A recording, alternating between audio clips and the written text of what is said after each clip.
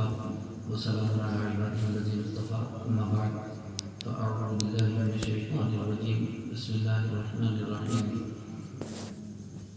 وأما بنعمة ربك فحدث صدق الله العظيم ہر درد کی دوا ہے صلی علی محمد تعویذ ہر بلا ہے صلی علی محمد درود پاک پڑھیں اللہم صلی وسلم علی سیدنا و مولانا محمد معدن نجوم وکرم آلہ وصحبہ وبارک وسلم صلاۃ و سلام علیک یا رسول اللہ صلاۃ و سلام علیک یا نبی اللہ یا کریم اللہ وعلی آلہ و اصحابہ یا شفیعنا عند اللہ.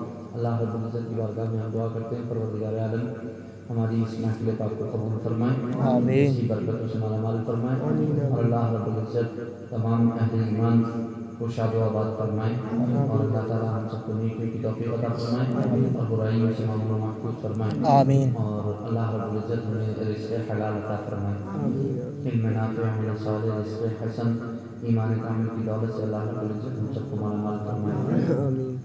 سب سے پہلے تو میں آپ سب کو مبارکباد پیش کرنا چاہوں گا نبی اکرم صلی اللہ علیہ وسلم کے جشن ولادت کے موقع سے.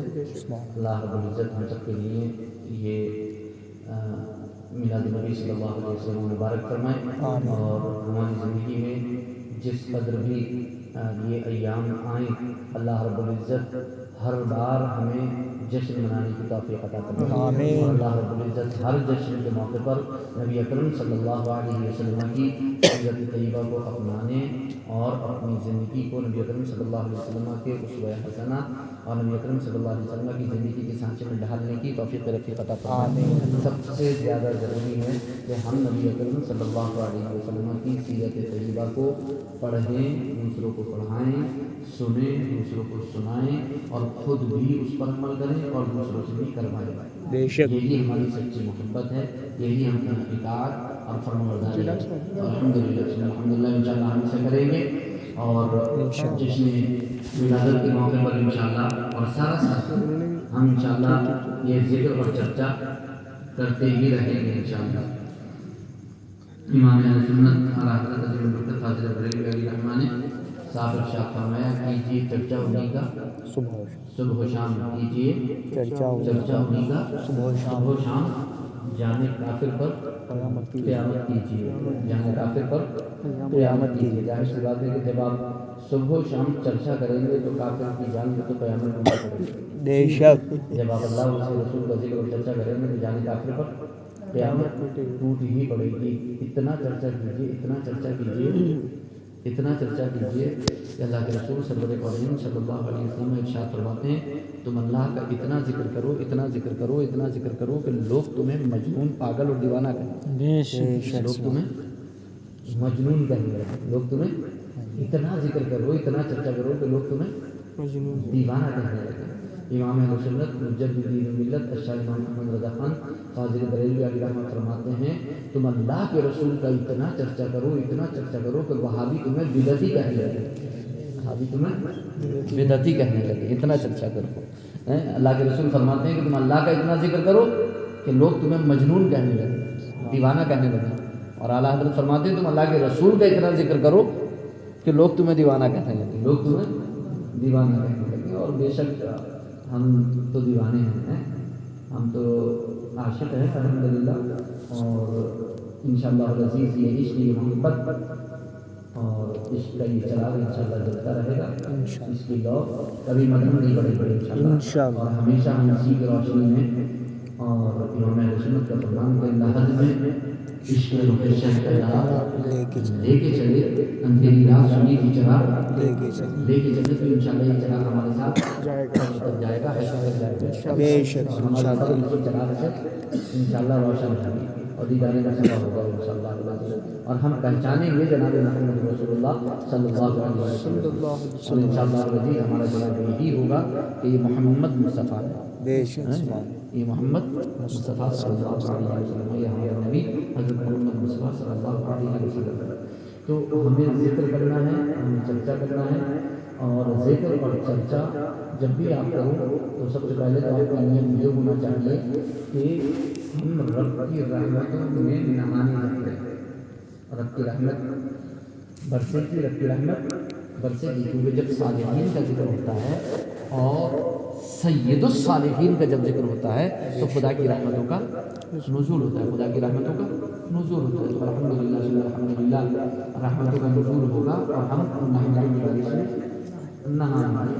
اور اللہ ہمیشہ انہی رحمتوں کی بارش میں رہتے ہیں، اپنی رحمتوں کے سائے میں رہتے ہیں، اپنی رحمتوں کے سائے میں رہتے ہیں. وَأَمَّا بِنِعْمَتِ رَبِّكَ فَحَدِّثْ، اپنے رب کی نعمت کا چرچا کرو، اپنے رب کی نعمت کا چرچا کرو. قرآن کا فرمان ہے اپنے رب کی نعمت کا چرچا کرو. چرچا کرو، اپنے رب کی نعمت کا. اے محبوب آپ اپنے رب کی نعمت کا چرچا کیجیے.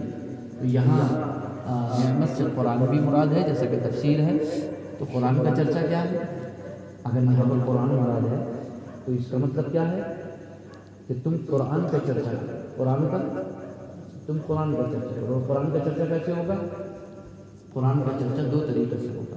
قرآن کا چرچا دو طریقے سے ہوگا جس کو اللہ کے رسول سرور کائنات صلی اللہ علیہ وسلم نے ارشاد فرمایا اپنے حدیث پاک میں، خیرکم من تعلم القرآن وعلمہ، تم میں سب سے بہترین لوگ وہ ہیں جو قرآن سیکھیں اور سکھائیں. قرآن سیکھیں اور سکھائیں. تو سیکھ کر بھی چرچا ہوگا اور سکھا کر بھی چرچا ہوگا. تو جب آپ سیکھیں گے سکھائیں گے، یہاں سیکھنے کی بات ہے. قرآن سیکھیں، قرآن کا علم حاصل کریں، قرآن کا علم دوسروں کو دیں. تو جب قرآن کا علم آپ حاصل کریں گے اور قرآن کا علم دوسروں کو دیں گے، دوسروں کو جبھی دیں گے جب آپ کے پاس ہوگا. تو جب آپ کے پاس ہوگا تو آپ تعلم بھی کریں گے، تعلیم بھی کریں گے، آپ سیکھیں گے بھی اور سکھائیں گے بھی. تو سب سے بہترین لوگ وہ ہیں جو قرآن سیکھیں اور سکھائیں. اور ان سیکھنے اور سکھانے والوں میں وہ لوگ کہ جن کے ساتھ اللہ تعالیٰ بھلائی کا ارادہ فرماتا ہے، اللہ رب العزت اسے فقیہ بنا دیتا ہے. اللہ رب العزت اسے فقیہ بنا دیتا ہے. پھر وہ قرآن ایسا سیکھ لیتا ہے کہ پھر اس سے مسائل نکالنا شروع کر دیتا ہے. اور پھر تمام زندگی کے کام جو ہے، امور جو ہے، وہ قرآن اور حدیث کی روشنی میں وہ انجام دینا شروع کر دیتا ہے، پورے کرنا شروع کر دیتا ہے. کیوں؟ کیونکہ اللہ رب العزت اسے فقاہت عطا فرما دیتا ہے. اللہ رب العزت اسے فقاہت عطا فرما دیتا ہے. کیوں؟ بخاری شریف کے حدیث ہے کہ من یرید اللہ بہ خیرا یفقہہ فی الدین، اللہ جس کے ساتھ بھلائی کا ارادہ فرماتا ہے اسے دین کا تفقہ فہم عطا فرما دیتا ہے. سوجھ بوجھ دین کی سوجھ بوجھ عطا فرما دیتا ہے، اسے فقیہ بنا دیتا ہے، اسے فقیہ بنا دیتا ہے. تو بے شک وہ بہت ہی اعلیٰ درجے کے لوگ ہیں کہ جو قرآن سیکھتے ہیں، سکھاتے ہیں. اور ایک درجہ یہ آتا ہے کہ وہ فقیہ بن جاتا ہے. ایک درجہ یہ آتا ہے کہ وہ فقیہ بن جاتا ہے. اور قرآن جو پھر ساری دنیا کو اپنے علم سے روشن کرتے چلے جاتے ہیں، اپنے علم سے ساری دنیا کو روشن کرتے چلے جاتے ہیں. کیونکہ عالم کیا ہے؟ عالم جو ہے وہ چراغ ہے. عالم کیا ہے؟ چراغ. اور چراغ کا کام کیا ہوتا ہے؟ چراغ کا کام کیا ہوتا ہے؟ صرف روشنی دینا. صرف روشنی دینا. چراغ کا کام صرف روشنی دینا نہیں. اپنے کو جلاتا ہے تب روشنی دیتا ہے. اپنے کو چراغ کو جلتا ہے تو آپ کو روشنی دیتا ہے. ہمیں تو صرف روشنی دکھائی دے رہی ہے، لیکن ہم یہ نہیں سمجھ رہے کہ کتنا اس نے اپنے کو تپایا ہے، کتنا جلایا ہے، تب جا کر کے ہمیں روشنی ملتی ہے.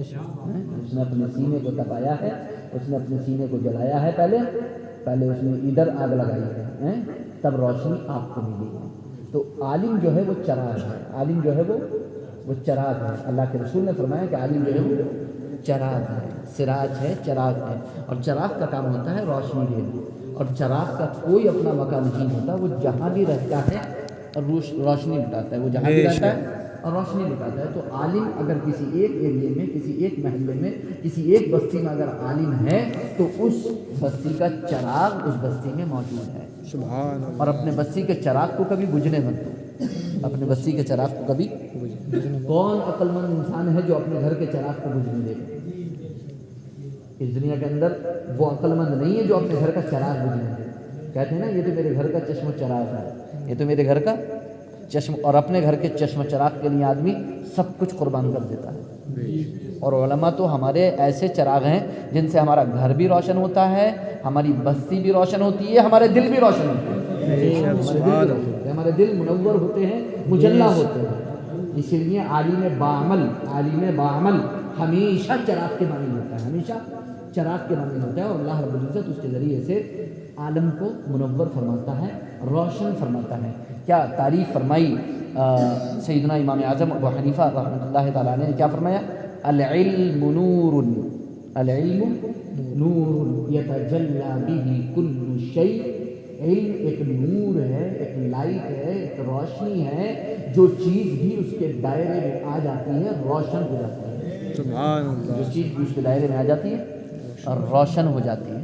تو جب بھی، تو ظاہر سی بات ہے کہ عالم جو ہے وہ ایک نور ہے، ایک چراغ ہے، ایک لائٹ ہے، جب بھی اس کے دائرے میں رہو گے، اس کے آس پاس رہو گے، ہمیشہ روشنی میں رہو گے، اور جب اس سے دوری اختیار کی تو اندھیرے میں چلے جائیں گے، تو اندھیرے میں چلے جائیں گے۔ اس لیے ضرورت اس بات کی ہے کہ ہم علماء کے ساتھ رہیں، علماء کے ساتھ رہیں، ان کی صحبت میں رہیں، زیادہ سے زیادہ ہمارا وقت، جب بھی ہم اپنے کام سے فارغ ہوں، جب بھی ہم اپنے گھر سے فارغ ہوں، جب بھی ہم اپنے بیوی بچوں سے فارغ ہوں، جب بھی تھوڑا سا ہم فری ہوں، ہمیں لگے کہ ہمارا خالی وقت ہے، تو اب کسی چوراہے پہ بیٹھنے کے بجائے، کسی ہوٹل پہ بیٹھنے کے بجائے، کسی دکان پہ بیٹھنے کے بجائے، ادھر ادھر گپ شپ کرنے کے بجائے، ضروری ہے کہ ہم تلاش کریں کہ اس وقت ہمارے اس بستی کا، ہمارے شہر کا کوئی عالم اس وقت کہیں کسی جگہ کوئی تبلیغ کا، کوئی درس کا کام انجام دے رہا ہے، اگر دے رہا ہے تو جا کر کے خاموشی سے اس کی خدمت میں بیٹھ جائے، اور اگر وہ کوئی کام کر رہا ہے تب بھی آپ کو کوئی منع نہیں ہے، آپ جا کے خاموشی سے بیٹھ جاؤ،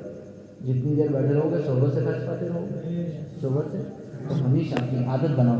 یہی وجہ ہے کہ سرکار دو عالم صلی اللہ علیہ وسلم کی صحبت پر صحابہ ایسے حریص تھے، ایسے حریص تھے، ایسے حریص تھے کہ ایک لمحہ صحبت سے دور ہونا انہیں گوارا نہیں تھا، ایک لمحہ صحبت سے، کیونکہ انہیں معلوم تھا کہ روشنی تو یہی ہے، روشنی تو نور نبوت تو یہیں سے چھن چھن کے مل رہا ہے، اور جتنا جو قریب رہے گا اتنا ہی زیادہ، وہ تو اتنا ہی زیادہ جو ہے وہ منور ہوتا چلا جائے گا۔ تو وہ روشن ستارے ہیں، وہ روشن، وہ نور کے قریب رہنے کی وجہ سے روشن، جن کی اقتداء اور پیروی کا حکم ہم کو دیا گیا، جن کی اقتداء اور پیروی کا حکم ہم کو دیا گیا۔ تو نبی اکرم صلی اللہ علیہ وسلم کی صحبت میں جو بیٹھے وہ بھی ستارے تھے، وہ بھی اصحابی کالنجوم بأیہم اقتدیتم اہتدیتم، میرے صحابہ ستاروں کے مانند ہیں، جن کی بھی اقتداء و پیروی کرو گے ہدایت پائے گا۔ سبحان اللہ، سبحان اولئک الذین ھداھم اللہ فبہداہ مقتدی۔ حالانکہ یہ انبیاء اکرام کے بارے میں آیت کریمہ اس کا شان نزول، لیکن العبرۃ بعموم اللفظ لا بخصوص السبب، اعتبار یہاں الفاظ کا ہے، ٹھیک ہے، اعتبار یہاں عام الفاظ کا ہے، جو عام عبارت ہے اس کا اعتبار ہے، نہ کہ خاص سبب کا، جس شان نزول میں جو اس کا بیک گراؤنڈ ہے، جو اس کا پس منظر ہے۔ ایسا نہیں کہ صرف یہ آیت کریمہ اسی سے متعلق ہے، باقی اس سے کوئی مطلب نہیں لیا جا سکتا، نہیں۔ اولئک الذین ھدی اللہ فبہداہ مقتدی، یہی وہ لوگ ہیں جنہیں اللہ نے ہدایت دی، فبہداہ مقتدی، تو انہی کی ہدایت کی تم اقتداء و پیروی کرو، انہی کے راستے پر چلو، انہی کے، ہاں۔ تو صحابہ روشن ستارے ہیں، اللہ نے انہیں ہدایت عطا فرمائی ہے، اللہ نے انہیں ہدایت عطا فرمائی ہے، اور ہدایت ایسی عطا فرمائی ہے کہ اب ان کی اقتداء و پیروی ہمارے اوپر لازم ہے، انہی کی اقتداء و پیروی۔ اگر ہمیں ہدایت چاہیے تو صحابہ کے راستے پر چلنا ہوگا، تو صحابہ اکرام رضوان اللہ تعالیٰ علیہ اجمعین کے راستے پر ہمیں چلنا ہوگا، اور صحابہ اکرام رضوان اللہ تعالیٰ علیہ اجمعین نے نبی اکرم صلی اللہ علیہ وسلم سے کیسی الفت اور کیسی محبت کی ہے، خدا کی قسم اس کی مثال دنیا میں کسی بھی دربار میں آپ دکھا نہیں سکتے، جی بے شک، کسی بھی دربار میں آپ دکھا نہیں سکتے، ایسی تاریخ میں ایسی محبت، ایسی مودت نہیں ملے گی۔ بخاری شریف کی اگر آپ حدیث پاک اٹھا کر دیکھیں گے تو یہ آتا ہے کہ اللہ کے رسول صلی اللہ علیہ وسلم جس وقت وضو فرما رہے تھے تو ایک جاسوس جو ہے وہ یہ مدینہ دیکھنے کے لیے آیا تھا کہ دیکھنا ہے کہ محمد جنگ کی تیاری کیسے کرتے ہیں، جنگ کی تیاری کیسے، اور اور یہ اپنے لوگوں کو، اپنے صحابہ کو ٹریننگ کیسے دیتے ہیں جنگ کی، کہ اتنے مٹھی بھر ہوتے ہیں اور سب جنگ جیت جات کے لے کے چلے جاتے ہیں، اور ہم اتنی بڑی تعداد میں، اتنے ہتھیار اور ایسے، اور کھانا اتنا اچھا، غذائیں اتنی اچھی، اور یہ ہے کہ مٹھی بھر بھوکے پیاسے ہیں، کپڑے جسم پہ صحیح سے نہیں اور کھانے کو صحیح سے نہیں، اور جب جنگ میں کھڑے ہوتے ہیں تو پہاڑ بن جاتے ہیں، جنگ میں کھڑے ہوتے ہیں تو یہ کیا ٹریننگ ہے بھائی، کیا ان کی کیا طریقہ ہے، وہ دیکھنے کے لیے اس نے دیکھا، اندازہ لگانے آتا ہے کہ تعداد کتنی ہے، لوگ کتنے ہیں، تیاری کیسی ہے، کیا تیاری ہے جنگ کی، سب کچھ دیکھنے کے لیے آئے، لیکن جب انہوں نے مدینے میں آ کر کے منظر دیکھا پاس میں آ کر کے قریب میں تو انہیں منظر ہی کچھ اور نظر آیا تو انہیں منظر ہی کچھ اور نظر آیا۔ نبی اکرم صلی اللہ علیہ وسلم جس وقت وہ آئے تو اس وقت نبی اکرم صلی اللہ علیہ وسلم مسجد نبوی شریف میں وضو فرما رہے تھے۔ نبی اکرم صلی اللہ علیہ وسلم وضو فرما رہے تھے، صحابہ کرام وہاں موجود تھے۔ صحابہ کرام دیکھنے والے نے دیکھا کہ محمد مصطفیٰ جب بھی کھکارتے ہیں تو وہ کھکار زمین پر نہیں گرتی کہ صحابہ اپنے ہاتھوں پر لے کر کے اپنے چہروں کا غازہ بنا لیتے ہیں، اپنی آنکھوں کا سرما بنا لیتے ہیں، اپنے چہرے پر اپنا سینے پر مل لیتے ہیں۔ سرکار تھوکتے ہیں تو وہ بھی صحابہ ہاتھ پہ لے لیتے ہیں، کلی فرماتے ہیں تو وہ بھی صحابہ ہاتھ پہ لے لیتے ہیں، اور اگر کسی کے ہاتھ پہ نہیں آ پاتا تو وہ اپنے ساتھی کی ہاتھ کی تری ہی لے لیتا ہے اور اس تری کو مل لیتا ہے اور اپنے چہرے کا غازہ بنا لیتا ہے، اپنے بالوں میں لگا لیتا ہے، اپنے منہ پہ لگا لیتا ہے، اپنے بدن پر مل لیتا ہے، مگر کسی بھی طریقے سے سرکار دو عالم صلی اللہ علیہ وسلم کے وضو کے پانی یا سرکار دو عالم صلی اللہ علیہ وسلم کی کھکار کو صحابہ زمین پر نہیں جانے دیتے۔ اور بخاری شریف کے الفاظ ہیں کہ ان کی حالت یہ ہوتی کہ وہ کھکار کو اور وضو کے پانی کو لینے میں ان کو دیکھ کر کے ایسا لگتا کہ ان قریب اب آپس میں یہ لڑ پڑیں گے، آپس میں دیکھنے والا ہی دیکھے گا کہ یہ کہیں لڑ نہ جائیں کہیں، یعنی وہ اتنی شدت کے ساتھ اسے لینے کی کوشش کرتے کہ ظاہر سی بات ہے کہ جب چند لوگ 25 50 100 لوگ جب کسی ایک ذات کی طرف بڑھیں گے شدت کے ساتھ اور ہر ایک کی چاہت یہ ہوگی کہ میں لے لوں۔ آپ نے دیکھا ہوگا ہمارے یہاں خوردہ بٹتا ذرا سا تو کیا حالت ہوتی ہے، تیا پانچا ہو جاتا ہے پلیٹ کا اور تھال کا، اور جنے کھائے گا، اور بانٹنے والے کی تو بس وہ تو چھوڑ ہی دیتا، لو تم ہی لو پکڑو میں تو چلا لیتا ہے۔ تو جب اتنے سے خوردے کی عالم ہے تو نبی اکرم صلی اللہ علیہ وسلم کی کھکار اور نبی اکرم صلی اللہ علیہ وسلم کا تھوک مبارک، نبی اکرم صلی اللہ علیہ وسلم کے وضو کا پانی، خدا کی قسم پوری دنیا کا پانی ایک طرف، نبی اکرم صلی اللہ علیہ وسلم کا تھوک مبارک ایک طرف، کوئی نسبت نہیں۔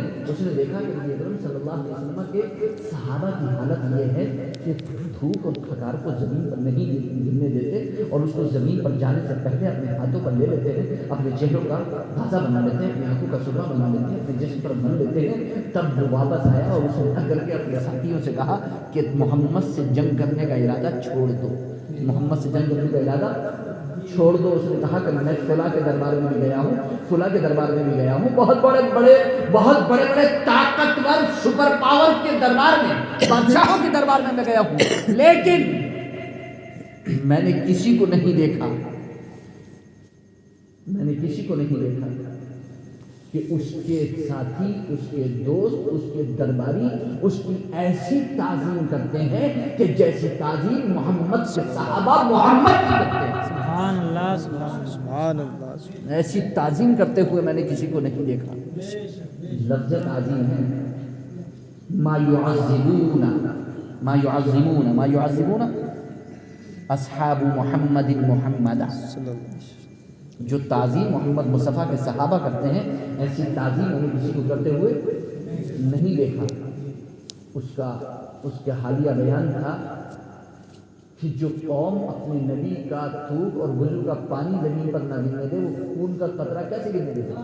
بے شک سبحان اللہ۔ آپ وہ خیال سے نکال دو محمد سے جنگ کرنے کا ارادہ، تمہارے بس کی بات نہیں ہے کہ تم جیت پاؤ گے۔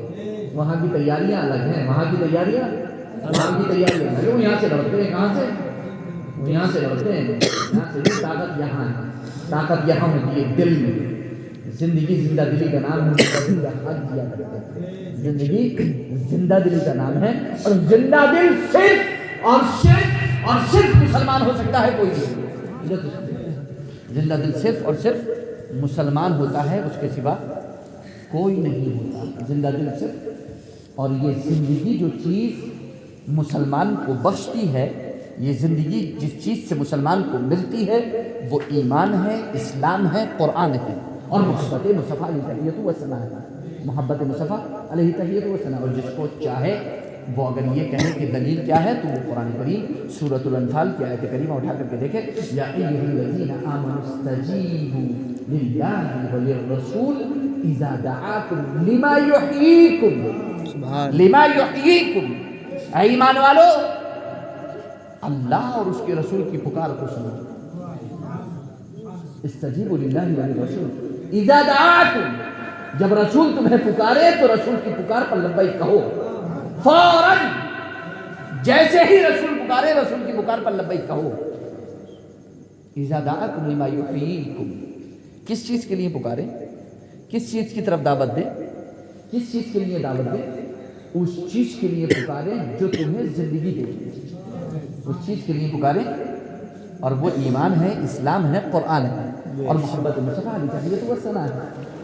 ये ज़िंदगी देने वाली चीज़ है, ये ज़िंदगी देने वाली चीज़ है। हज़रत अबू सईद वो अल्लाह के रसूल सरवर कालीन सल्लल्लाहु अलैहि वसल्लम ने उन्हें आवाज़ दी। बुखारी शरीफ में हदीस से पाक है, अल्लाह के रसूल सरवर कालीन सल्लल्लाहु अलैहि वसल्लम ने उन्हें आवाज़ दी तो वो नमाज़ पढ़ रहे थे, वो नमाज़ पढ़ रहे थे। वो नहीं आए, सोचा कि नमाज़ पूरी कर दूँ अपनी। नमाज़ पूरी करके जब बारगाह रिसालत में पहुँचे, अर्ज़ किया या रसूलल्लाह, अस्सलामु अलैकुम या सय्यदी या रसूलल्लाह, अल्लाह के रसूल आप पर सलाम हो, आपने मुझे बुलाया। अल्लाह के रसूल ने फरमाया मैंने तुम्हें बुलाया, किस चीज़ ने तुम्हें रोक दिया था मेरे पास आने से? उन्होंने अर्ज़ किया अल्लाह के रसूल मैं नमाज़ पढ़ रहा था, मैं बुखारी शरीफ की हदीस है मैं नमाज़ पढ़ रहा था। अल्लाह के रसूल ने फरमाया क्या तुमने अल्लाह का ये फरमान नहीं पढ़ा, या अय्युहल्लज़ीना आमनू इस्तजीबू लिल्लाहि व लिर्रसूली इज़ा दआकुम, कि जब अल्लाह के रसूल तुमको पुकारे तो उनकी पुकार पर लब्बैक कहो। आप समझ सकते हैं बिल्कुल डायरेक्ट इसका क्या हुक्म है कि नमाज भी अगर पढ़ रहे थे तो मेरे बारगाह में हाजिर होना चाहिए था। मेरी बारगाह में नमाज भी नहीं रोक सकती रसूल की बारगाह में हाजिर होने से। अगर रसूलुल्लाह बुलाए पुकारे तो हाजिर होना है। और यही वाक़या तिरमिज़ी शरीफ में हज़रत उबई इब्न काब रज़ियल्लाहु तआला अन्हु के बारे में है। हज़रत उबई इब्न काब को जब आवाज़ दिया अल्लाह के रसूल ने तो उबई इब्न काब ने थोड़ा रुक करके जवाब दिया। वो आए नमाज से फारिग हो गए तो अर्ज़ किया अल्लाह के रसूल अस्सलामु अलैकुम, आपने मुझे बुलाया। अल्लाह के रसूल ने इरशाद फरमाया मैंने तुम्हें बुलाया, क्या वजह थी कि तुम मेरे पास नहीं आए? उन्होंने अर्ज़ किया अल्लाह के रसूल मैं नमाज़ पढ़ रहा था। अल्लाह के रसूल ने फरमाया कि तुमने अल्लाह का फरमान नहीं पढ़ा कुरान में कि जब रसूल तुम्हें बुलाएं, जब तुम्हें पुकारे तो तुम लब्बैक कहो और तुम हाजिर हो जाओ। बिल्कुल क्लियर है, वाज़ेह है। और आपको या मुझे क्या लगता है, क्या आज अल्लाह के रसूल हमें नहीं बुला रहे? आज भी बुला रहे, आज भी अल्लाह के रसूल सरवर कौनैन और क़यामत तक अल्लाह के रसूल सरवर कौनैन सल्लल्लाहु अलैहि वसल्लम की दावत है। हम सबको दावत है, हम सबको दावत है। और दावत पर लब्बैक कहना हमारे ऊपर लाजिम, ज़रूरी और फ़र्ज़ है। और वो दावत क्या की है? ईमान की तरफ, इस्लाम की तरफ, कुरान की तरफ। और हमें कुरान की पुकार को सुनना, इस्लाम की और ईमान की तरफ आना हमारे ऊपर फ़र्ज़ है। हर चीज़ छोड़ करके हमारा कोई भी काम हो, हमारे दुनिया में कोई भी मामला हो, अगर वो कुरान और हदीस के ख़िलाफ़ जाते हैं, अगर वो इस्लाम के, ईमान के, कुरान के ख़िलाफ़ जाते हैं तो हम इस्लाम, ईमान, कुरान को अपनाएंगे, उसको नहीं। फ़ौरन सारे काम छोड़ करके हम, क्योंकि अल्लाह के रसूल ने हमें इसकी तरफ बुलाया और फिर हमारे लिए ये ज़रूरी है। तो हमें ये ज़रूरी है कि हम अल्लाह और उसके रसूल की पुकार पर लब्बैक कहें। तो नबी अकरम सल्लल्लाहु अलैहि वसल्लम से सच्ची उल्फत और मोहब्बत, तो हमें जो है वो अल्लाह के रसूल सल्लल्लाहु अलैहि वसल्लम की पुकार पर लब्बैक कहना है। सिर्फ हमें ही नहीं बल्कि हर एक को लब्बैक कहना है। तो यही सीरत और ज़माने के हवाले से अपने घर वालों को दर्द दीजिए, उन्होंने बताइए। और हमें नियामत पर चर्चा करना है, हमें नियामत का चर्चा करना है। नियामत कौन सी? तो या तो कुरान मुराद है नियामत, या तो कुरान मुराद है, या इस्लाम मुराद है, या ईमान मुराद है, या मोहब्बत मुस्तफ़ा मुराद है, या नबी अकरम सल्लल्लाहु अलैहि वसल्लम की ज़ात अक़दस। हर एक चीज़ नियामत है, हर एक चीज़। और यहाँ बिल्कुल मुतलक हुक्म है कि अपने रब की नियामत का चर्चा करो, अपने रब की नियामत का। ये नहीं कहा गया कि अपने रब की नियामत की खबर दो, ये नहीं कहा गया कि अपने रब की नियामत का जिक्र करो। जिक्र एक बार भी काफ़ी हो जाएगा, खबर एक बार भी काफ़ी हो जाएगी। आपने खबर दे दी किसी को, आपने जिक्र कर दिया एक बार, लेकिन चर्चा तो चर्चा है, चर्चा तो चर्चा है। वो तो हर बार होगा, बार बार होगा, जब तक जिंदा रहेंगे तब तक होगा, क़यामत तक होता रहेगा इंशाअल्लाहुल अज़ीज़। तो हमें नियामतों का चर्चा करना है, हमें नियामतों का चर्चा करना है। हमारी जान भी नियामत है, हमारा माल भी नियामत है, हमारी सेहत भी नियामत है, हमारी आँखें भी नियामत है, हमारी कान भी नियामत है, हमारा दिल भी नियामत है, दिमाग भी नियामत है, हमारे हाथ भी नियामत है, हमारा पूरा जिस्म नियामत है, ہر نعمت اللہ نے ہم کو عطا فرمائی ہے. رزق بھی نعمت ہے اور ہر ایک چیز کا چرچا کرنا ہے. ہر ایک چیز کا چرچا کرنا ہے. ہر نعمت کا اللہ کا شکر ادا کرنا ہے. اللہ کا، اور اللہ کا شکر کیسے ادا کیا جائے گا؟ اللہ کا شکر کیسے ادا کیا جائے گا؟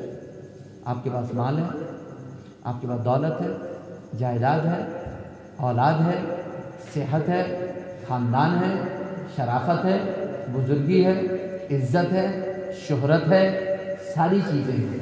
اللہ نے سب کچھ دیا. اب اس کا آپ شکر کیسے ادا کرو گے؟ چرچا کیسے کرو گے؟ کیسے کرو گے؟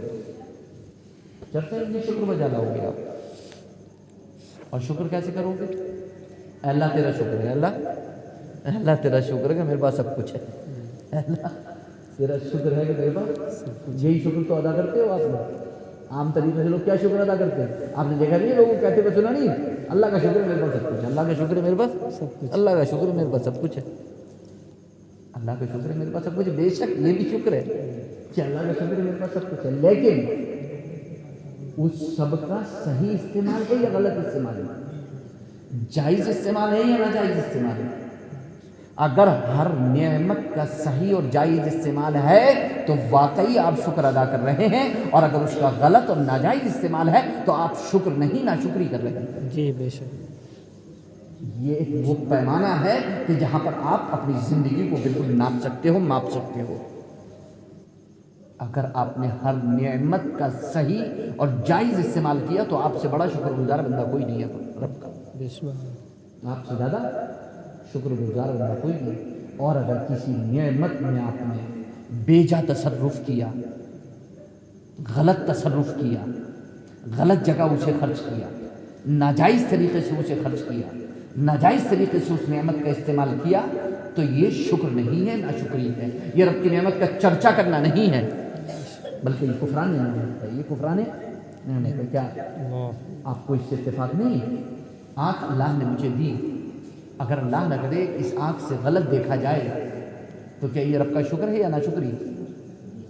اللہ نے آنکھ دی تھی تو نعمت کا صحیح استعمال کرو، نعمت کا شکر ادا کرو. اللہ نے مال دیا ہے، دولت دی ہے، عزت دی ہے، شہرت دی ہے، سب کچھ اللہ نے دیا تو جائز استعمال کرو، ناجائز نہیں.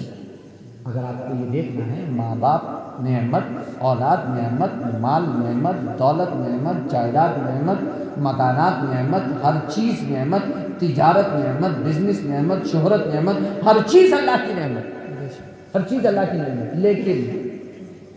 لیکن اگر اس کا ناجائز استعمال ہوا، اس کا غلط استعمال ہوا تو پھر سنیے سورۃ التوبہ پارہ نمبر 10 میں اللہ رب العزت ارشاد فرماتا ہے: قل ان كان آباؤكم وأبناؤكم وإخوانكم وأزواجكم وعشيرتكم وأموال اقترفتموها وتجارة تخشون كسادها ومساكن ترضونها أحب إليكم من الله ورسوله وجهاد في سبيله فتربصوا حتى يأتي الله بأمره والله لا يهدي القوم الفاسقين.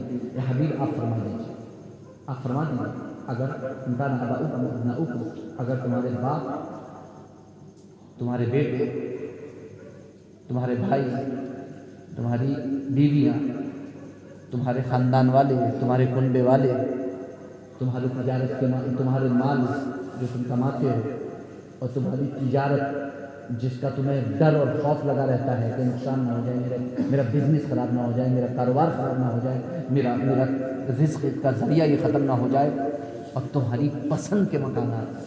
کچھ بچا ہے زندگی کا؟ ماں باپ، بہن بھائی، عزیز و اقارب، دوست احباب، رشتہ دار، بیوی بچے، مال تجارت، مال، پسند کے مکانات، بچا کیا ہے؟ کچھ بچا ہے؟ اگر ان میں سے کسی ایک چیز کی بھی محبت تمہیں اللہ اور اس کی رسول کی محبت سے زیادہ ہے تو تم انتظار کرو، اللہ تم پر اپنا عذاب نازل فرمائے. بالکل کلیئر واضح ہے. مال، دولت، جاہ و حشمت، بیوی، بچے، ماں باپ، بوڑھے، رشتہ دار، عزیز و اقارب، سسرال، سمبیانے، کچھ بھی، تجارت، کاروبار، زمین، جائیداد، بلڈنگ، کچھ بھی بالکل کلیئر قرآن نے بیان فرمایا ہے. اگر ان میں سے ایک بھی نعمت کا اگر غلط استعمال ہے، ایک بھی نعمت کا اگر غلط استعمال ہے تو پھر تیار رہنا چاہیے. ایک بھی نعمت کا غلط استعمال. اور غلط استعمال کیسے ہوگا؟ جب ان کی محبت اللہ اور اس کے رسول کی محبت پر غالب آ جائے گی اور انسان بجائے شریعت کے طبیعت کی طرف بڑھنے لگے گا. تو شریعت اور طبیعت دو راستے بالکل کلیئر ہیں آپ کے سامنے. شریعت کا راستہ، طبیعت کا راستہ. ظاہر سی بات ہے کہ طبیعت اپنے تابع کرنا چاہتی ہے. طبیعت چاہتی ہے کہ میرے کہنے پر انسان چلے. شریعت کے تابع ہمیں بنایا گیا ہے اور ہمیں اسی کے تابع رہنا چاہیے اور اسی میں عافیت اور سلامتی ہے اور اسی میں زندگی ہے. قرآن فرماتا ہے لما یحییکم. یہ قرآن، یہ اسلام، یہ ایمان ہے، یہ محبت رسول ہے جو تمہیں زندگی بخشے گی. اور اگر اس سے ہٹ کر کے کوئی راستہ اختیار کیا گیا تو وہ زندگی کا راستہ نہیں ہے، وہ موت کا راستہ ہے. وہ زندہ دلی کا راستہ نہیں ہے، وہ مردہ دلی کا راستہ ہے. تو ہم زندہ دل ہیں اور زندہ دلوں کے راستے پر ہیں. ہم اہل دل کے راستے پر ہیں الحمدللہ. تو ہمیں وہی راستہ چلنا ہے جس سے ہمیں زندگی ملے، ہماری نسل کو زندگی ملے، جس سے ہمیں آخرت ملے، جس سے ہمیں دائمی زندگی ملے. ایسا نہیں ہے کہ ہم 4 دن کی اس زندگی کے لیے ہم اتنی قیمتی اور اخروی زندگی جو نہ ختم ہونے والی لافانی زندگی ہے، ہم اس کا سودا کر دیں. اس سے کبھی کوئی گھاٹے کا سودا نہیں کرتا. اچھا تجارتی کبھی بھی گھاٹے کا سودا نہیں کرتا. عقل مند تجارت کرنے والا، عقل مند تاجر کبھی گھاٹے کا سودا نہیں کرتا. وہ ہمیشہ فائدے کا سودا کرتا ہے، وہ ہمیشہ فائدے کا سودا کرتا ہے. تو ایسی چیز جو فائدے مند ہو اسے چھوڑ کر کے اس چیز کو اپنانا جو نقصان دہ ہو ہرگز فائدے کا سودا نہیں ہے، یقیناً گھاٹے کا سودا ہے. تو گھاٹے کا سودا جو بھی کرے گا وہ گھاٹے میں ہی رہے گا، وہ نقصان ہی میں رہے گا. تو ہرگز ایسا نہیں ہو سکتا. تو ہمیں چاہیے کہ ہم ہمیشہ فائدے کا سودا کریں. قرآن اپنے رب کی نعمت کا چرچا کریں، اپنے رب کی نعمت کا چرچا کریں. جو بھی نعمتیں اللہ نے آپ کو عطا کی ہیں، جو بھی نعمتیں اللہ نے، اور اے محبوب اللہ نے جو نعمت بھی آپ کو عطا کی ہے یا جس نعمت کا اللہ نے آپ سے وعدہ فرمایا ہے، جس نعمت کا اللہ نے آپ سے وعدہ فرمایا ہے، ان تمام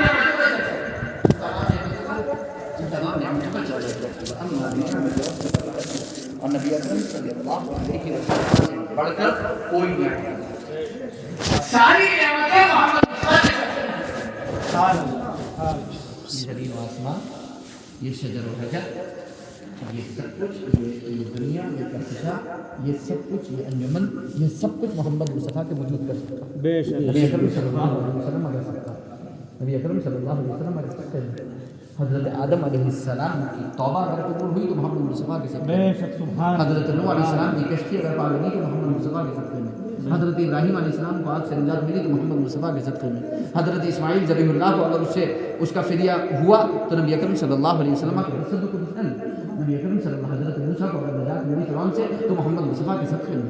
نبی اکرم صلی اللہ علیہ وسلم کے صدقے میں سب کچھ محمد مصطفیٰ علیہ تحیت و ثنا کے صدقے میں. زمین و زمان تمہارے لیے، مکین و مکہ تمہارے لیے، چنین و چنا تمہارے لیے، بنے یہ دو جہاں تمہارے لیے، ہم آئے یہاں تمہارے لیے، اٹھے بھی وہاں تمہارے لیے. سب کچھ تو محمد مصطفیٰ کے لیے، سب کچھ محمد مصطفیٰ کے لیے.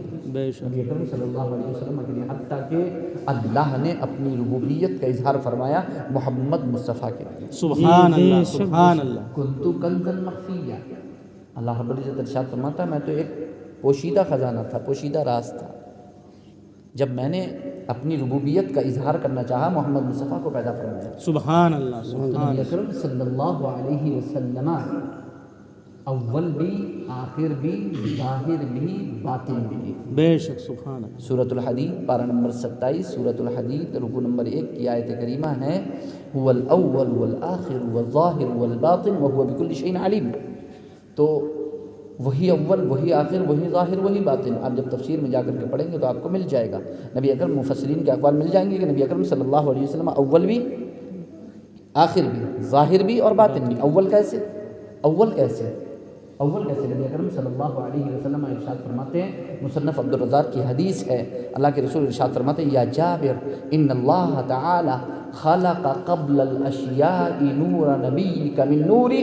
اے جابر، اللہ نے تمام مخلوق سے پہلے तुम्हारे नबी के नूर को अपने नूर से पैदा फरमाया। सुभान अल्लाह, सुभान अल्लाह, कायनात की हर शय से पहले मोहम्मद मुस्तफा के नूर को पैदा फरमाया। बेशक जब अल्लाह ताला खलक़ क़ब्ल अशियाइ नूर नबिय्यिका मिन नूरी, तमाम चीज़ों की तख्लीक से पहले, तमाम चीज़ों की तख्लीक से पहले मोहम्मद मुस्तफ़ा के नूर को अपने नूर से पैदा फरमाया, तो वो अव्वल भी, और तमाम नबियों के आखिर में भेजा तो वो आखिर भी। बेशक सुभान अल्लाह, तमाम नबियों के आखिर में भेजा तो वो आखिर भी, और वो ज़ाहिर भी, और वो ज़ाहिर भी।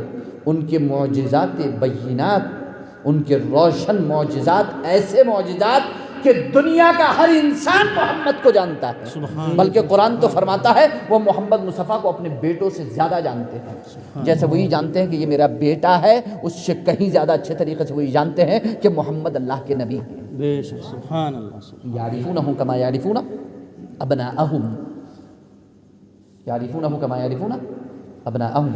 वो नबी को ऐसे पहचानते हैं कि जैसे वो अपने बेटों को पहचानते हैं, जैसे वो अपने बेटों को पहचानते हैं, जैसे वो अपने औलाद को पहचानते हैं, जैसे उन्हें ये यकीन है कि ये मेरी औलाद है, उससे कहीं ज़्यादा उन्हें यकीन है कि मोहम्मद अल्लाह के नबी हैं। तो वो ज़ाहिर भी, ऐसे ज़ाहिर के सब जानते हैं, हत्ता के शजर व हजर भी जानते हैं। अल्लाह के रसूल सरवर कौनैन सल्लल्लाहु अलैहि वसल्लम इरशाद फरमाते हैं, सही मुस्लिम की हदीस, कि मैं उस पत्थर को आज भी पहचानता हूँ कि जो ऐलान नबूवत से पहले मुझ पर सलाम पढ़ता था। सुभान अल्लाह, सुभान ऐलान नबूवत से पहले मुझ पर सलाम, ऐलान नबूवत से पहले मुझ पर सलाम पढ़ता था। शजर भी जानते हैं, हजर भी जानते हैं, बल्कि इमाम बोशीरी रहमतुल्लाह तआला अलैह ने तो इरशाद फरमाया कि शजर बिला कदम उनकी बारगाह में पहुँचते हैं। सुभान, शजर बिला कदम उनकी बारगाह में, शजर का कोई कदम नहीं है, कोई पैर नहीं है, मगर रसूलुल्लाह की बारगाह में शजर खुदा हाजिर होते हैं। बिला साकिन वला कदम, बगैर पिंडली और पाँव के कदम मोहम्मद मुस्तफ़ा की बारगाह में शजर हाजिर होते हैं, दरख्त हाजिर होते हैं। नबी अकरम सल्लल्लाहु अलैहि वसल्लम की ऐसा पहचानते हैं। नबी अकरम सल्लल्लाहु अलैहि वसल्लम को भेड़िए जानते हैं, शेर जानते हैं, सब जानते हैं, चरिंदो परिंद जानते हैं। हत्ता कि एक ऊँट ने खुद शिकायत की, जब अल्लाह के रसूल का ऊँट के पास से गुजर हुआ तो उसने कहा, अल्लाह के रसूल, ये मेरा मालिक मुझ पर बहुत ज़्यादा सख्ती करता है, मुझे भूखा प्यासा रखता है। अल्लाह के रसूल ने बुलाया, बुलाने के बाद फरमाया, ये ऊँट किसका है? बताया कि ये फला का। अल्लाह के रसूल ने फरमाया, तुम इसे भूखा प्यासा रखते हो? किसने बताया? अल्लाह ने अपने हबीब को बताया। अल्लाह ने अपने हबीब को बताया, और ऊँट की और जो उनकी दिली आवाज़ है, अल्लाह के रसूल को वो क़ुव्वत अता फरमाई कि अल्लाह के रसूल ने उनसे कलाम फरमाया, और उसने अल्लाह के रसूल से कलाम किया, और उसने अपने दिल का हाल, तो वो तो सबके लिए रहमत है ना, वो तो सबके लिए, वो तो रहमतुल लिल आलमीन है ना। नबी अकरम सल्लल्लाहु अलैहि वसल्लम को सब पहचानते। एक जो है वो गधा, एक हिमार, एक यहूदी के पास था, और वो एक ऐसा गधा था कि उसकी नस्ल के 59 गधे गुजर चुके थे, और ये 60वां गधा था। ये 60वां गधा था, और 59 गधे गुजर चुके थे। और उस गधे की नस्ल की खासियत थी कि उसकी नस्ल के तमाम गधे सिर्फ़ और सिर्फ नबियों की सवारी में रहे थे, सिर्फ और सिर्फ नबियों की, और ये आखिरी गधा था। तो ये यहूदी इस पर सवारी करना चाहता था, इस पर लोड डालना चाहता था, इसको इस्तेमाल करना चाहता था।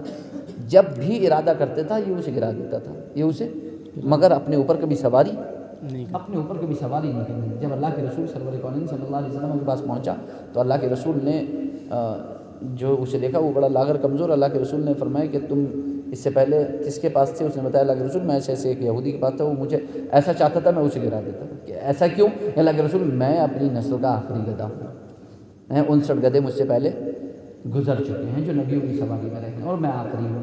अल्लाह के रसूल, मैं अपनी नस्ल का आखिरी हूँ, और आप अंबिया में आखिर हैं। सुभान अल्लाह, सुभान अल्लाह, सुभान अल्लाह। आप अंबिया में आखिर हो, मैं अपनी नस्ल का आखिर हूँ। अल्लाह के रसूल, मैं आपकी खिदमत में रहना चाहता हूँ। तो चूँकि लागर था, कमज़ोर था, सवारी तो हो नहीं सकती थी उस पर, तो अब उससे क्या काम लिया जाए, क्या ड्यूटी ली जाए? अल्लाह के रसूल सरवर कौनैन सल्लल्लाहु अलैहि वसल्लम ने उसकी ड्यूटी लगाई कि मदीने में जिस सहाबी को भी बुलाना होता, अल्लाह के रसूल उसी को भेजते। वो दरवाजे पर जाकर मुँह मारता, वो समझ जाता था कि मुझे रसूलुल्लाह ने बुलाया। सुभान अल्लाह, सुभान अल्लाह, मुझे रसूलुल्लाह ने बुलाया। अल्लाहु अकबर, या रसूल अल्लाह। बच्चा बच्चा है कुर्बान, जिंदाबाद जिंदाबाद, अल्लाहु अकबर। تو وہ اللہ کے رسول سرور کونین صلی اللہ علیہ وسلم کے حکم سے جاتا اور صحابی کے دروازے پر منہ مارتا اور اس کو پتہ چل جاتا کہ جاؤ رسول اللہ نے تمہیں بلایا. وہ رسول اللہ صلی اللہ علیہ وسلم کی بارگاہ میں پہنچتا, صحابی پہنچ جاتے. تو یہ آخری گدھا تھا. جب اللہ کے رسول سرور کونین صلی اللہ علیہ وسلم کا وصال مبارک ہوا تو روایت میں آتا ہے کہ اس گدھے نے ایک کنویں میں جا کر کے گر کر کے اپنی جان دے دی, اور وہ بھی وہیں رسول اللہ صلی اللہ علیہ وسلم کے انتقال کے بعد وہ بھی فوت ہو گیا, ختم ہو گیا. گدھے بھی جانتے ہیں کہ محمد مصطفیٰ آخری نبی ہے. سبحان اللہ, سبحان اور یہ اللہ. پگڑی باندھ کے نہیں جانتے کہ پگڑی حضور باندھ کے آخری نہیں نبی ہے. جانتے. سبحان گدھے بھی جانتے ہیں کہ حضور, یہ تو گدھے بھی نہیں ہے, گدھوں سے بھی تجویز نہیں ہوتی. گدھے بھی جانتے ہیں کہ محمد مصطفیٰ آخری نبی, محمد مصطفیٰ آخری نبی, سمندر کی مچھلیاں بھی جانتی ہیں کہ محمد مصطفیٰ, آخری آسمان نبی, کے پرندے بھی جانتے ہیں کہ محمد مصطفیٰ آخری نبی ہیں. انسان, جن, شجر, حجر, ارے ابلیس بھی جانتا ہے کہ محمد مصطفیٰ آخری نبی ہے. بے شک, محمد بے مصطفیٰ شک, آخری بے نبی شک, ہے. بے شک. ابلیس بھی جانتا ہے کہ محمد مصطفیٰ آخری نبی ہے. یہ تو ابلیس سے بھی یہ گزر ابلیس بھی جانتا ہے کہ محمد مصطفیٰ آخری نبی, کیونکہ ان کا ابلیس کا علم تو ان کے نزدیک نص قطعی سے ثابت ہے. نصیحت. ٹھیک ہے. تو محمد مصطفیٰ صلی اللہ علیہ وسلم آخری نبی ہیں, خاتم الانبیاء ہیں, خاتم النبیین ہیں, اور یہ مسلمان کا بچہ جانتا ہے اور سارے یہود و نصارہ جانتے ہیں. بے شک, بے شک. کیونکہ یہود و نصارہ بھی اسی آخری موعود کا انتظار کر رہے تھے جس کا وعدہ کیا گیا تھا ان سے کہ موعود آخر آئے گا. موعود آخر وہ آخری نبی جس کا وعدہ کیا گیا ہے وہ آئے گا. کیونکہ جب اللہ کے رسول سرور کونین صلی اللہ علیہ وسلم کی, یہ جو میں نے واقعہ گدھے والا بتایا تھا کہ یہ ابو نعیم نے دلائل النبوہ میں روایت کیا, کہ بعد میں آپ کہتے رہیں کہ فیضان میں بیان کر کے چلے گئے اور کوئی حوالہ نہیں.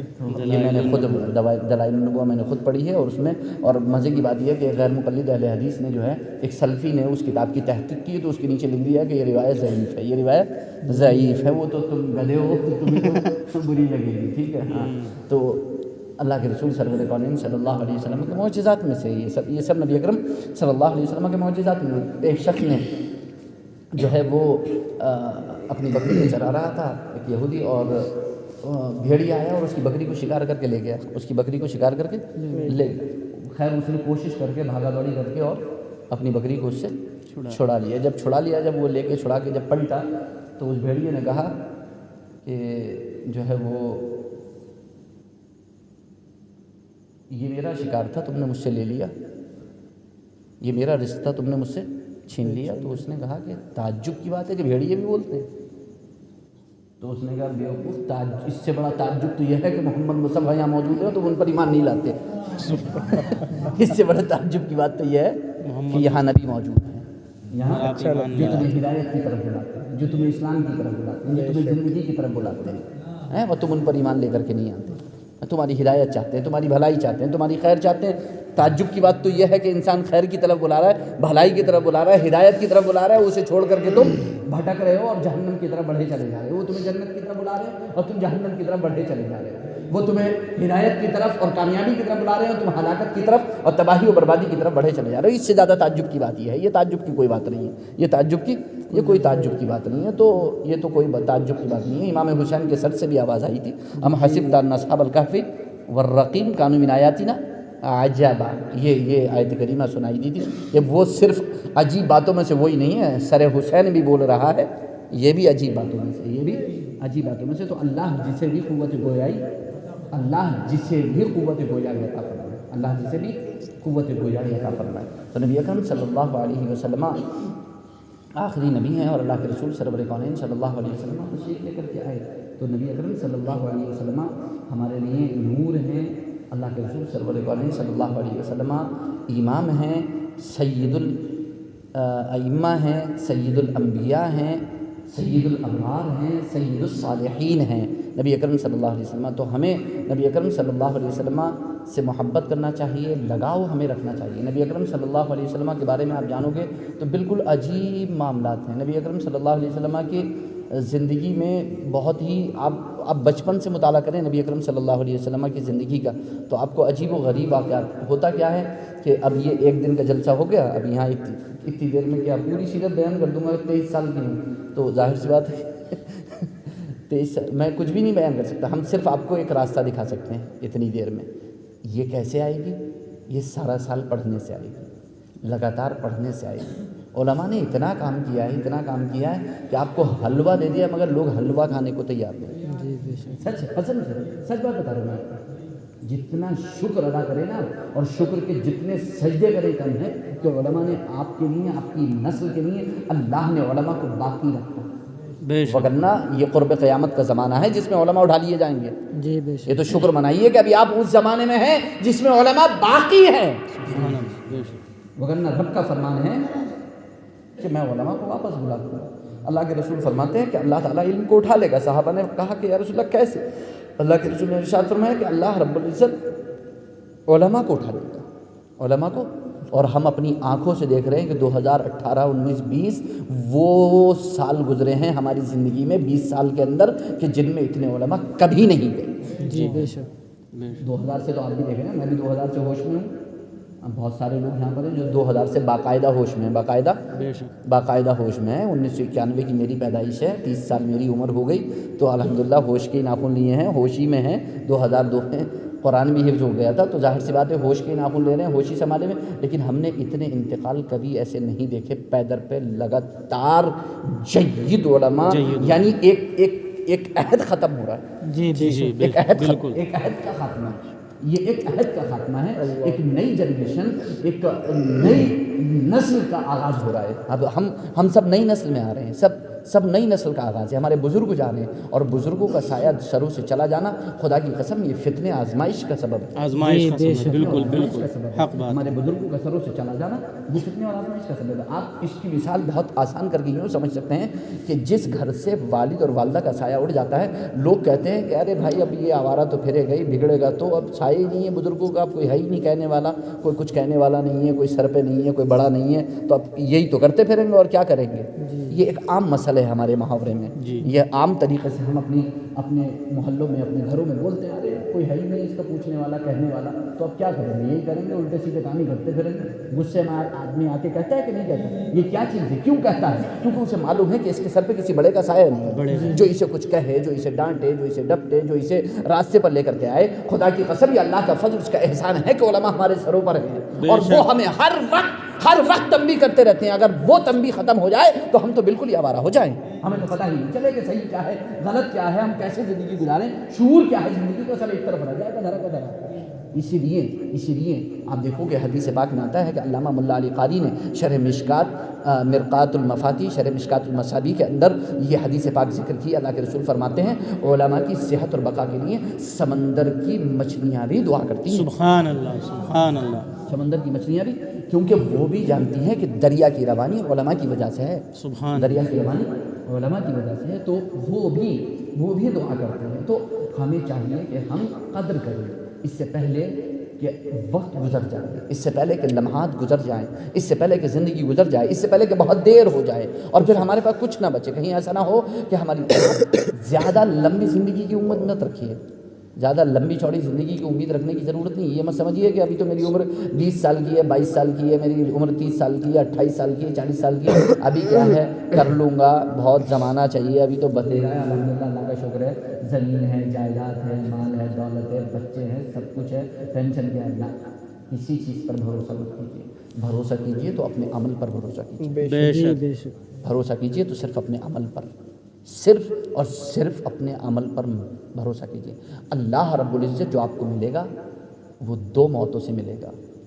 اللہ رب العزت سے جو آپ ملیں گے 2 موتوں کے بعد ملیں گے۔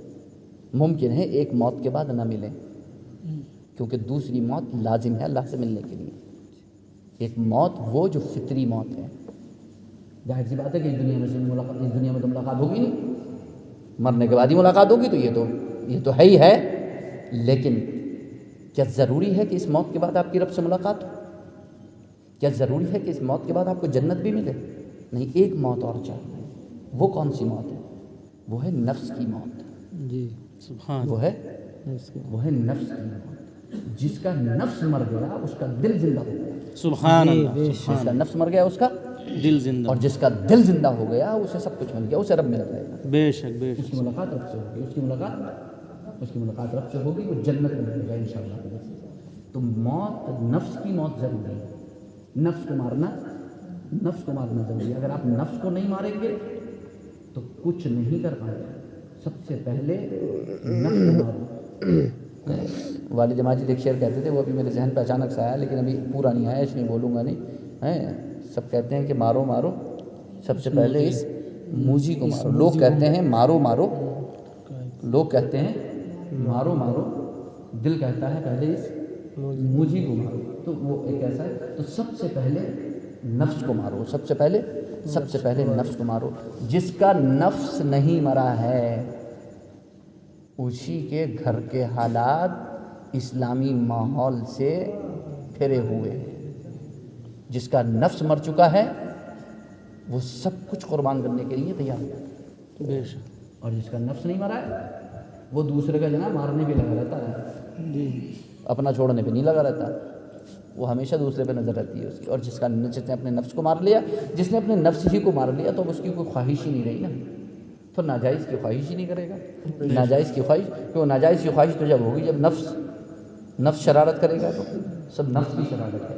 حضرت یوسف علیہ السلام ہیں اللہ کے نبی، مگر قرآن کیا فرماتے ہیں؟ پارہ نمبر 13 کی سٹارٹنگ کیسی ہے، ابتدا کیسی؟ وَمَا أُبَرِّئُ نَفْسِي إِنَّ النَّفْسَ لَأَمَّارَةٌ بِالسُّوءِ، میں اپنے نفس کی برات کا اعلان نہیں کرتا، کیونکہ نفس تو برائی ہی کا حکم دینے والا ہے، نفس تو برائی ہی کا حکم دینے والا ہے۔ تو ہمیں اپنے نفس کو کچلنا ہے، ہمیں اپنے نفس کو مارنا ہے، تبھی ہم رب کی نعمتوں کا چرچا کر پائیں گے، تبھی ہم آنکھ کا حق ادا کر پائیں گے، کان کا حق ادا کر پائیں گے، ہم اپنے ہاتھ کا حق ادا کر پائیں گے، ہم اپنے سانسوں کا حق ادا کر پائیں گے، کیونکہ ایک دن وہ آنے والا ہے کہ جب کتاب ہمارے ہاتھ میں رکھ دی جائے گی۔ اللہ فَتَرَى الْمُجْرِمِينَ مُشْفِقِينَ مِمَّا فِيهِ وَيَقُولُونَ يَا وَيْلَتَنَا مَا لِهَذَا الْكِتَابِ جب کتاب ہاتھ میں رکھی جائے گی نا تو ڈرتے کانپتے کپکپاتے ہونٹوں سے کہیں گے یا ویلتنا ما لہذا الکتاب، ہائے ہلاک، یہ کیا کتاب ہے؟ لا یغادر صغیرۃ ولا کبیرۃ الا احصاها، کوئی چھوٹا بڑا گناہ چھوڑا ہی نہیں، سبھی شمار کر دیا۔ اللہ لا یغادر صغیرۃ ولا کبیرۃ الا احصاها، کوئی چھوٹا بڑا گناہ جتنے زندگی میں کیے تھے سبھی اس میں لکھے، کچھ بھی نہیں چھوڑا۔ لا یغادر صغیرۃ ولا کبیرۃ ووجدوا ما عملوا حاضرا، جو کچھ کیا ہوگا سب سامنے موجود ہوگا، جو کچھ کیا ہوگا، حتیٰ کہ یوم تشہد علیہم السنتہم وایدیہم وارجلہم بما کانوا یعملون، اس دن زبانیں بھی گواہی دیں گی ہمارے خلاف، ہاتھ بھی گواہی دیں گے ہمارے خلاف، پاؤں بھی ہمارے خلاف گواہی دیں گے، اور جو کچھ ہم نے کیا ہے ہر ایک چیز کی گواہی دی ہے۔ یہ مت سمجھنا کہ زبان آپ کی ہے، ہاتھ آپ کے ہیں، پاؤں آپ کے، یہ سب آپ کے خلاف ہو جائیں گے وہاں پر۔ اگر یہاں عمل شریعت کے خلاف ہوا تو یہ سب آپ کے خلاف ہوں گے وہاں پر۔ اگر انہیں اپنے موافق بنانا ہے تو جناب شریعت کے موافق عمل کرنا ہوگا، وگرنہ دوسرے کے آنکھ ناک کان پہ بھروسہ تو بہت دور کی بات ہے، اپنے بھی مت کرنا اگر شریعت کے خلاف کیا ہے تو یہ سب آپ کے خلاف کھڑے ہوں گے، یہ سب آپ کے خلاف گواہ ہوں گے۔ صغیرۃ ولا کبیرۃ، چھوٹا بڑا کوئی بھی گناہ، چھوٹا سے چھوٹا بڑے سے بڑا، اور میں تو کہتا ہوں کہ جس نے گناہ کو چھوٹا سمجھا اس نے ہی سب سے بڑی غلطی کی۔ جی بے شک جس نے گناہ کو چھوٹا سمجھا، چھوٹا سمجھا اس نے سب سے بڑی غلطی یہی کی کہ اس نے چھوٹا سمجھا۔ اس نے اگر وہ چھوٹے گناہ کو بڑا سمجھ لیتا تو بڑے سے لگ جاتا۔ بے شک چھوٹے کو چھوٹا سمجھا، چھوٹا بڑا ہو گیا، جی بے شک، کیونکہ اللہ کے رسول کا فرمان ہے لا صغیرۃ مع الاصرار ولا کبیرۃ مع الاستغفار، کوئی چھوٹا گناہ پیدر پہ کرتے رہنے سے چھوٹا نہیں رہتا، بڑا ہو جاتا ہے، بڑا، اور کوئی بڑا گناہ لگاتار توبہ اور استغفار کرتے رہنے سے بڑا نہیں رہتا، چھوٹا ہو جاتا ہے۔ بے شک، اور خاصیت ہے چھوٹا بڑا ہو کے ختم نہیں ہوتا جناب، وہ بڑا ہی ہوتا رہتا ہے، لیکن ہاں بڑا چھوٹا ہوتے ہوتے ختم ہو جاتا ہے، بڑا چھوٹا ہوتے ہوتے ان تجتنبوا کبائر ما تنہون عنہ نکفر عنکم سیئاتکم وندخلکم مدخلا کریما، اگر تم بڑے گناہوں سے بچتے رہو گے تو چھوٹے ہم معاف فرماتے رہیں گے. سبحان اللہ سبحان اللہ بڑے گناہوں سے بچتے رہو گے تو چھوٹے ہم معاف فرماتے رہیں گے. تم بڑے گناہوں سے بچتے رہو چھوٹے ہم معاف فرماتے رہیں گے. سبحان اللہ سبحان اللہ. تمہارے اس بچنے کی وجہ سے بچنا بھی چھوٹے گناہوں کا کفارہ بن جائے گا. سبحان اللہ. آپ کا صرف بڑے گناہوں سے بچنا آپ کے چھوٹے گناہوں کا کفارہ بن جائے گا. آپ سوچو تو ذرا صحیح, کہیں نہیں ملے گا ایسا کہ صرف بڑے گناہ سے بچ لو چھوٹوں کا کفارہ ہو جائے گا. پتہ بھی نہیں چلے گا چھوٹے کہاں چلے گئے. فَأُولَٰئِکَ يُبَدِّلُ اللَّهُ سَیِّئَاتِهِمْ حسنات. اللہ ان کے سیئات کو جو چھوٹے گناہوں میں اس میں حسنات میں تبدیل فرما دے. حسنات میں تبدیل فرما دے. لگاتار جب توبہ اور استغفار کرتے رہو گے, جب بڑا گناہ اگر اللہ نہ کرے خدا نہ کرے ہوگا تو لگاتار توبہ استغفار کرتے رہو گے, توبہ استغفار کرتے رہو گے, توبہ استغفار کرتے رہو گے. اس وقت تک کرتے رہو گے جب تک کہ آپ کو یقین نہ ہو جائے کہ میرا یہ گناہ بخش دیا گیا, میرا یہ گناہ بخش دیا گیا. تو ظاہر سی بات ہے کہ یہ توبہ اور استغفار کا سلسلہ آپ کے آخری سانس تک چلتا رہے گا. آخری سانس تک جس کی توبہ اور استغفار کا سلسلہ اس کی آخری سانس تک چلتا رہے اور اسی پر اسے موت آ جائے, پھر اس سے زیادہ بڑی خوش نصیبی کس کی ہے؟ بے شک اس سے بڑی خوش نصیبی, اس کی بڑی خوش نصیبی کس کی ہے؟ جو رب کی بارگاہ میں حاضر تھا اور اسی حاضری میں دنیا سے رخصت ہو جائے. تو ہمیں توجہ دینا ہے. تو ہمیں رب کی نعمتوں کا چرچا کرنا ہے, ہمیں رب کی نعمتوں کا چرچا کرنا ہے. ہم سمجھتے ہیں کہ ماں باپ کو تکلیف پہنچانا چھوٹا گناہ نہیں ہے, بڑا گناہ ہے. جی بے شک. چھوٹا گناہ نہیں, بڑا گناہ ہے. شراب, جوا اور جو ہے وہ کھیل تماشے, یہ سب بازے, یہ ناچ گانے, یہ جو ہے غیبت, چغلخوری, حسد, بغض, عناد, نفرت, کدورت دل میں, ایک دوسرے کے لیے نفاق, ایک دوسرے کے لیے دشمنی, ایک دوسرے کے لیے عداوت, نفرت, یہ جتنی بھی چیزیں یہ سب بڑے گناہ میں آ جائیں گے. یہ چھوٹے گناہ میں نہیں ہے. اور اگر کسی مومن کو مومن سمجھ کر اگر اس سے دشمنی رکھے تو جناب یہ بڑے سے بھی بڑے میں چلا جائے گا. تو یہ بڑے سے بھی بڑے گناہ میں چلا جائے گا, یہ رکے گا نہیں. میں نے آپ کو بتایا کہ بڑا پھر رکتا نہیں ہے, پھر وہ بڑھتے ہی چلا جاتا ہے. پھر وہ چھوٹا سمجھ کر کسی گناہ کو کر لو تو وہ چھوٹا نہیں رہتا جناب, وہ تو پھر بڑھتے ہی چلا جاتا ہے.